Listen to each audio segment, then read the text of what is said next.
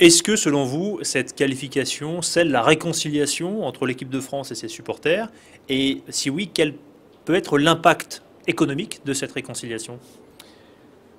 J'ose espérer que oui.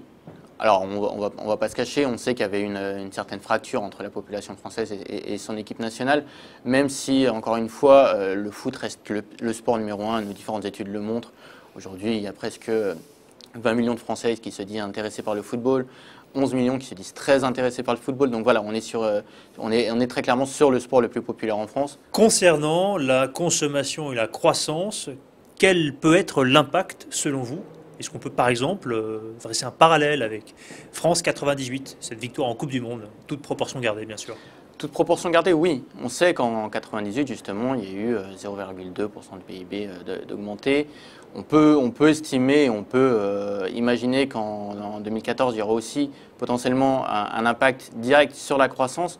Maintenant, je pense qu'il faut aussi mesurer le parallèle dans le sens où on était sur un événement organisé en France, sur une victoire au final de l'équipe nationale. Là, on ne sommes pour l'instant que qualifiés. Est-ce qu'il peut y avoir un impact sur les achats de Noël, par exemple? Sur les achats de Noël, je dirais oui, principalement sur tout l'aspect équipementier. Produits dérivés, des maillots, des survêtements, tout ce qui est un peu réplica des tenues officielles de l'équipe de France. Donc forcément, cette qualification est un enjeu majeur pour Nike, qui n'a pas manqué d'ailleurs de sortir la nouvelle tenue dès le lendemain de la qualification, parce que forcément pour eux, ils attendent un retour sur investissement et cette qualification est forcément un très bon signe.